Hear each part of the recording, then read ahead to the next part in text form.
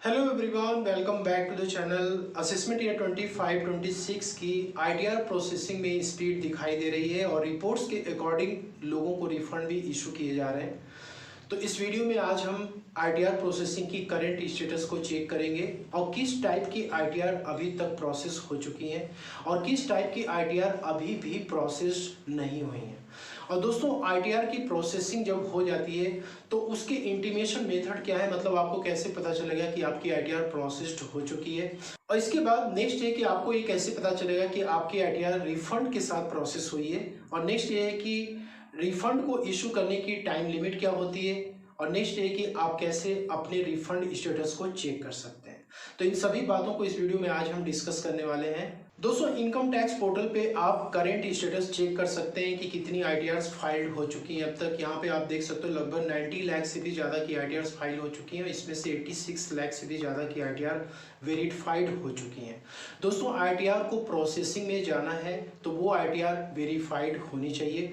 यदि ITR verified नहीं होगी तो आपकी आईटीआर प्रोसेस भी नहीं होगी। ठीक है, तो मेक श्योर करें कि आपकी आईटीआर सक्सेसफुली ई वेरीफाइड होनी चाहिए।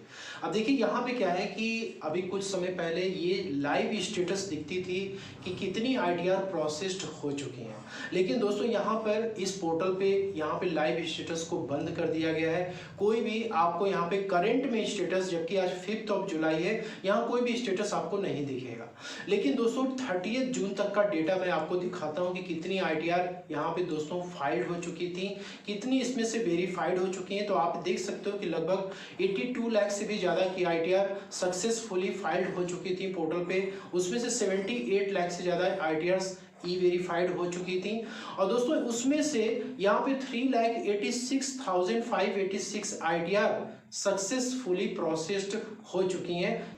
तो यहाँ पे 30 जून के डेटा के अकॉर्डिंग लगभग 78 लाख से भी ज़्यादा आईटीआर्स वेरीफाइड हो चुकी हैं और उसमें से 3,86,000 आईटीआर्स प्रोसेस्ड हो चुकी हैं। यदि इसका परसेंटेज देखा तो लगभग 4% के आसपास ही केवल आईटीआर प्रोसेस हुई है। लगभग 96% आईटीआर स्टिल अभी भी पेंडिंग में है, उसकी प्रोसेसिंग नहीं हो रही है। अब हम यहाँ पे देखेंगे कि कौन सी आईटीआर डिपार्टमेंट ने अब तक प्रोसेस कर दिया है और कौन सी आईटीआर अभी तक प्रोसेस नहीं हुई है। तो जो आईटीआर प्रोसेस हो चुकी हैं जिसका नंबर 386 है और परसेंटेज टर्म्स में 4% के आसपास अभी तक प्रोसेस हुआ है, तो दोस्तों उसमें नील की आईटीआर डिपार्टमेंट जल्दी प्रोसेस करता है। नो डिमांड नो रिफंड की आईटीआर भी जल्दी प्रोसेस होती है। ऐसी आईटीआर जिसमें कि रिफंड के अमाउंट कम क्लेम किए गए हैं। ठीक है, अब दोस्तों नील की आईटीआर में भी जनरली ऐसा होता है कि आपका रिफंड वगैरह कुछ कट गया है, छोटे अमाउंट का रिफंड, और आपने नील की आईटीआर फाइल की हुई है, तो वो रिफंड क्या करता है दोस्तों, आईटीआर प्रोसेस होने के बाद आपको मिल जाता है। और ऐसी आईटीआर जो कि एज पर एआईएस और टीआईएस और 26 एएस फाइल की गई है, मतलब आपके आईटीआर में जो इन्फॉर्मेशन है इनकम की वो एआईएस टीआईएस और 26 एएस से कम्प्लीटली मैच कर रही है, कोई भी वेरिएशंस नहीं है। तो ऐसी आईटीआर भी जल्दी प्रोसेस हो रही है। और दोस्तों वो आईटीआर जिसमें कि टैक्स का पेमेंट किया गया है वो भी जल्दी प्रोसेस हो रही है। तो दोस्तों यहाँ पे क्या है कि डिपार्टमेंट जनरली आईटीआर को बैच में प्रोसेस करता है। ठीक है, जब वो बैच में आपकी आईटीआर जाएगी तो तुरंत प्रोसेस हो जाएगा। ठीक है, तो यहाँ पे अभी रिसेंट डेटा देखा जाए तो 3 जुलाई को दोस्तों जिन लोगों ने आईटीआर फाइल किया उसी दिन भी वेरीफाई भी किया, उसी दिन आईटीआर प्रोसेस भी हो गई है और लोगों को इंटीमेशन लेटर भी मिल गया। 4 जुलाई को भी आईटीआर की प्रोसेसिंग में स्पीड आई थी। ठीक है, तो ये कम्प्लीटली डिपेंड करता है इनकम टैक्स डिपार्टमेंट के जो बैच प्रोसेसिंग है, इंटरनल जो वैलिडेशन सिस्टम है उनका। ठीक है, क्योंकि वहीं से आईटीआर की प्रोसेसिंग जो है होती है। लेकिन ये कुछ पॉसिबल सिनारियो हैं जिसमें कि आईटीआर की प्रोसेसिंग जल्दी होती है। अब दोस्तों कुछ केसेस ऐसे होते हैं जिसमें कि आईटीआर की प्रोसेसिंग जल्दी नहीं होती है। पहला क्या है कि आपकी जो आईटीआर है वो फॉर्म 26 एएस एआईएस और टीआईएस के अकॉर्डिंग फाइल नहीं की गई है।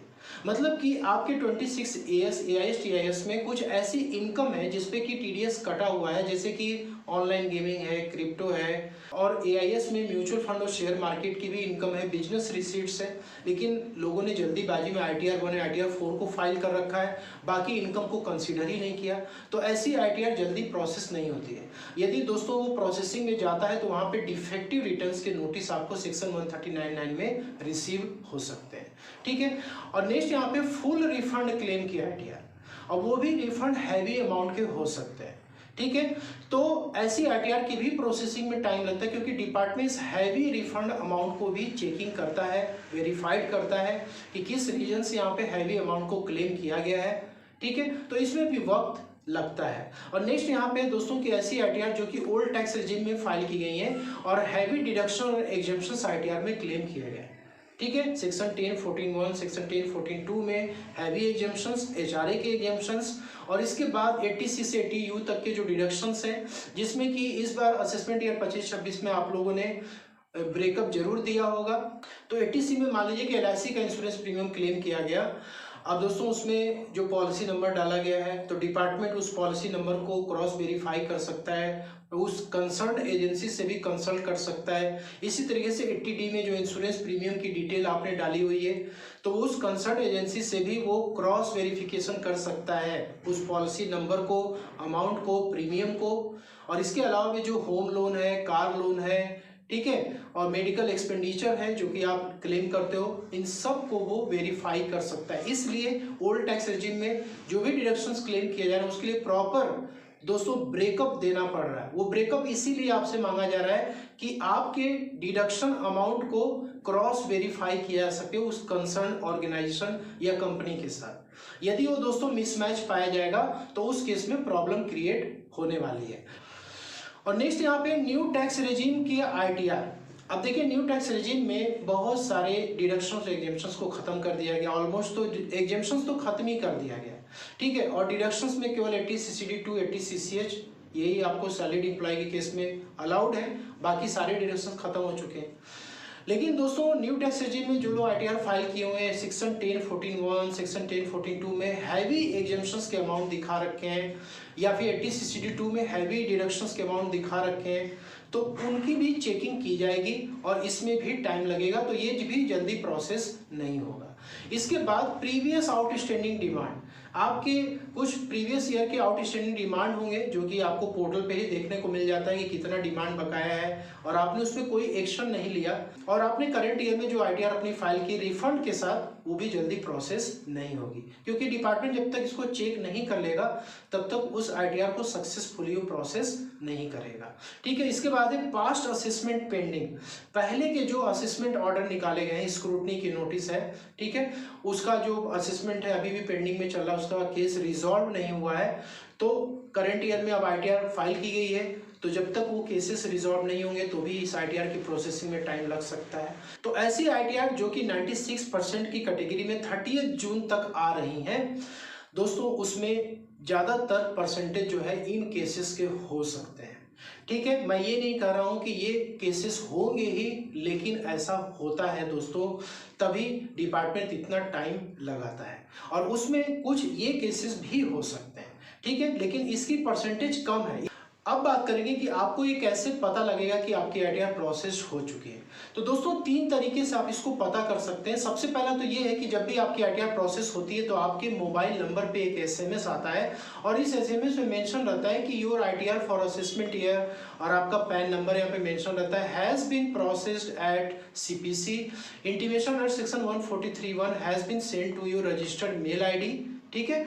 तो आपको ये जैसे ही मैसेज मिलता है, आपको अपना ईमेल आईडी चेक करना है। ईमेल आईडी से भी आप इंटीमेशन लेटर को डाउनलोड कर सकते हैं। और इसके बाद सेकेंड मेथड ये है कि आप पोर्टल पे लॉगिन करेंगे और यहाँ पर आपको व्यू आईटीआर स्टेटस पे क्लिक करना है। तो यहाँ पे दोस्तों आपको आईटीआर की स्टेटस पता लग जाएगी कि आपकी आईटीआर प्रोसेस्ड हो चुकी है कि नहीं, ठीक है।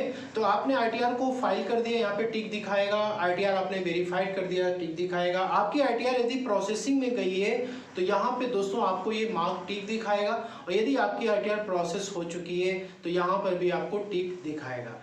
तो यदि आपके ये चारों स्टेप्स कंप्लीट हैं तो इसका मतलब आपकी आईटीआर सक्सेसफुली प्रोसेस्ड हो चुकी है।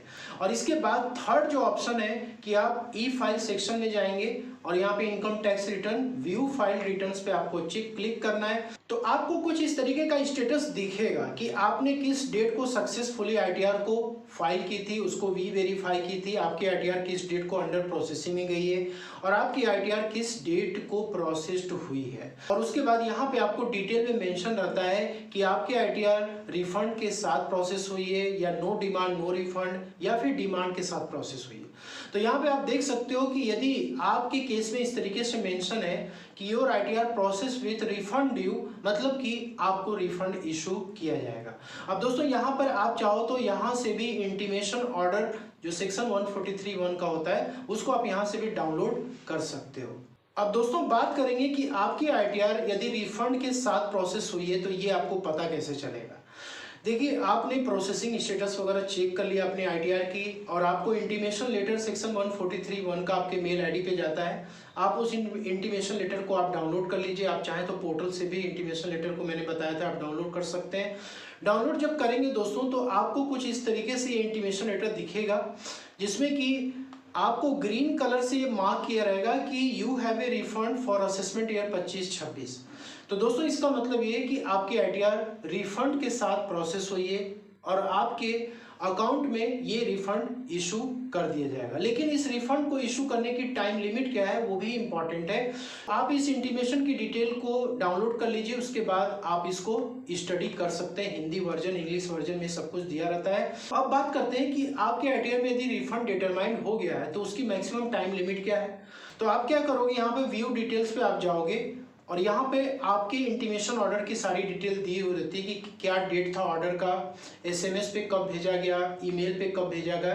ठीक है, ये पूरी डिटेल आपको दी हुई रहती है। और दोस्तों यहाँ पर आपको रिफंड स्टेटस का सेक्शन दिखता है। यदि आप रेक्टिफिकेशन रिक्वेस्ट डालना चाहते हैं तो आप डाल सकते हैं, और यहाँ से भी आप इंटीमेशन ऑर्डर को डाउनलोड कर सकते हैं। तो दोस्तों जिस डेट को आपको ये ऑर्डर मिलता है, तो जनरली आईटीआर 1 और आईटीआर 4 के केसेस में 7 डेज से लेकर 15 डेज तक के टाइम लग जाते हैं बैंक में क्रेडिट होने के लिए ये रिफंड अमाउंट। नॉर्मली दोस्तों कभी कभी ऐसे भी केसेस होते हैं कि आपकी आईटीआर जिस डेट को प्रोसेस होती है उसके 2 to 3 डेज के अंदर ही बैंक में दोस्तों रिफंड अमाउंट क्रेडिट हो जाता है। ठीक है, तो आपको एटलीस्ट इस इंटीमेशन ऑर्डर से 15 डेज तक का वेट करना है। यदि दोस्तों 15 डेज के बाद क्रॉस करता है और आपके बैंक अकाउंट में रिफंड का अमाउंट नहीं आता है, जैसे कि आपके बैंक अकाउंट में कुछ प्रॉब्लम हो सकती है, आपका बैंक अकाउंट प्री वैलिडेटेड नहीं हो सकता है, या आपके बैंक के आईएफएससी कोड वगैरह में दिक्कत हो सकती है, तो आपके लिए उसको प्रॉपर जो है इंटीमेशन आपको भेजा जाता है, और आप पोर्टल पे भी इसको चेक कर सकते हैं कि आपका रिफंड क्यों नहीं क्रेडिट हो रहा है। ठीक है, तो ये सारी डिटेल्स आशा करता हूँ कि आपको क्लियर हो गई होंगी। तो दोस्तों आशा करता हूँ कि आपको वीडियो पसंद है, अच्छी लगे, लाइक शेयर जरूर करें। मिलते हैं नेक्स्ट वीडियो में। Thank you so much for watching.